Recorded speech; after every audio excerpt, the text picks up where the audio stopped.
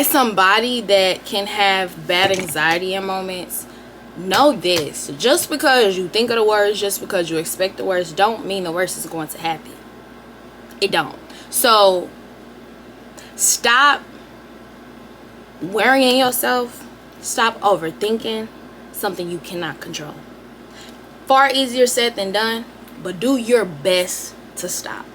No amount of anxiety is going to change tomorrow, and no amount of regret is going to change yesterday.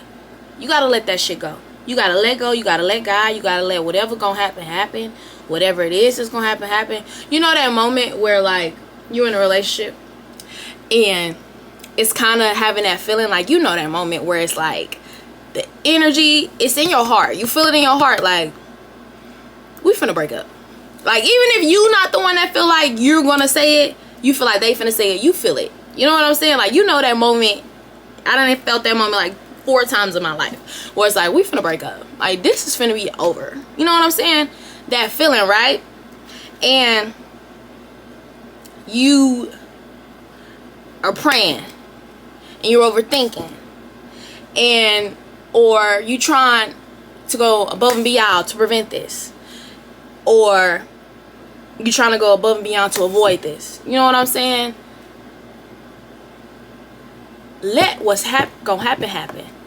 And just because you think that the situation is gonna be bad, it don't mean it always is gonna be bad. And it don't always mean that that's gonna be the outcome. And it don't always mean that you really gonna be that fucked up about it either. You get me? I don't know if that makes sense, but I'm gonna give you an example. For example, last year,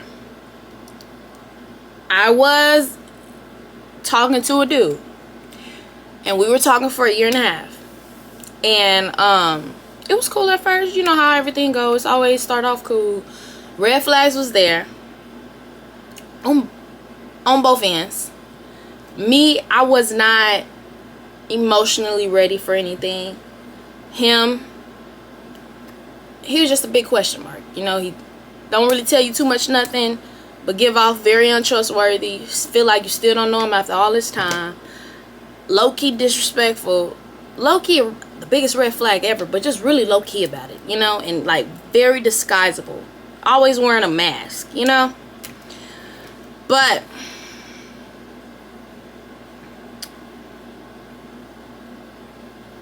I kind of lost my train of thought there. What the fuck was I talking about?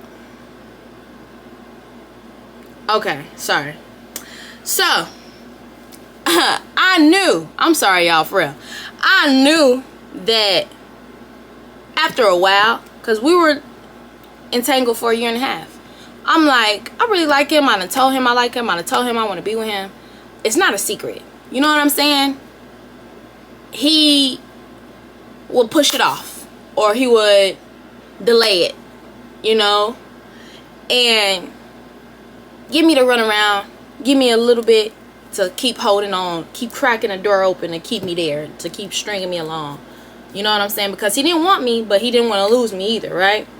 So it's like, I knew that this was not going to work out. Bless me. I knew after a while, I didn't want to put up with this shit no more. I knew after a while that this has caused me far more emotional trauma than I need, than I want, than I deserve. You know what I'm saying?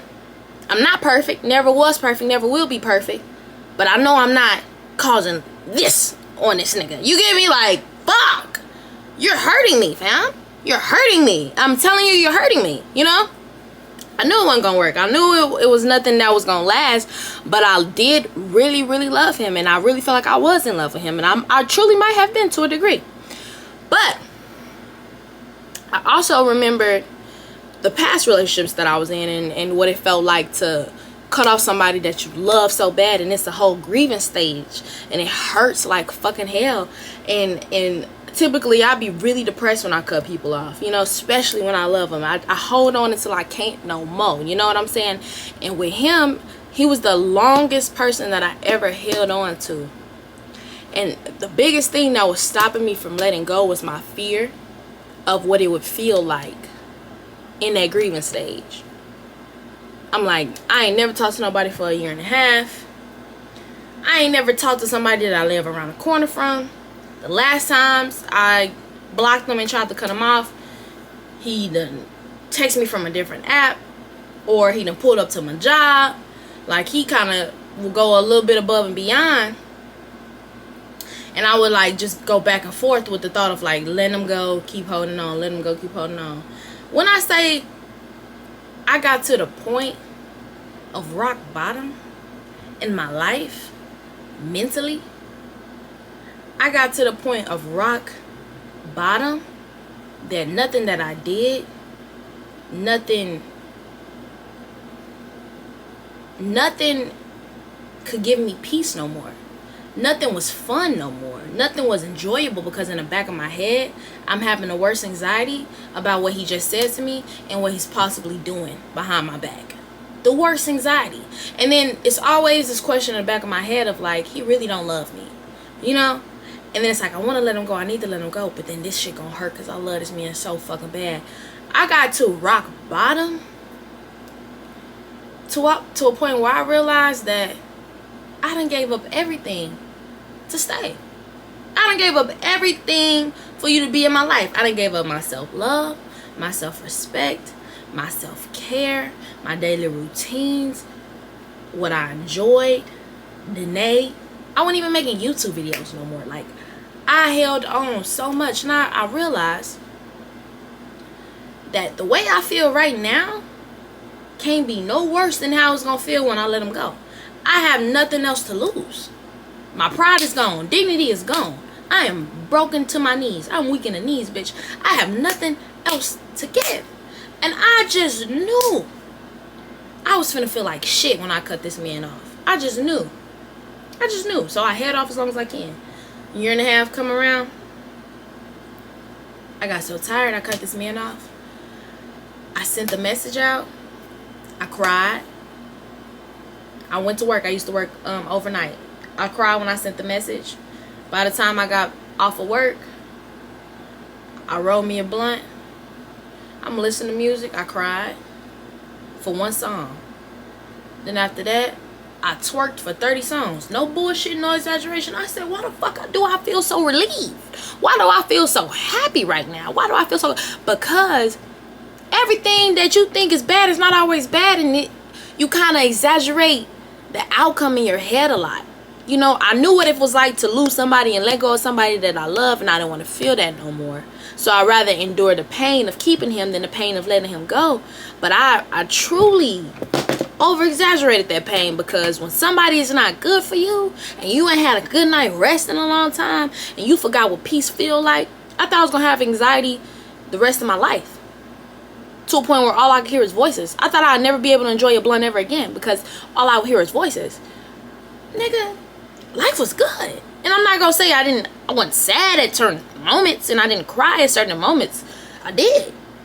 It took me a minute to heal, but it was not as depressing as I thought, and it was far from as bad as I really thought it was gonna be. I was relieved. I was blessed. So with all that said, I know I forgot what I was saying in the middle of the story, and this made this video much longer than it needed to be. Stop always expecting the worst, because just because you expect the worst don't mean the worst is always bound to happen.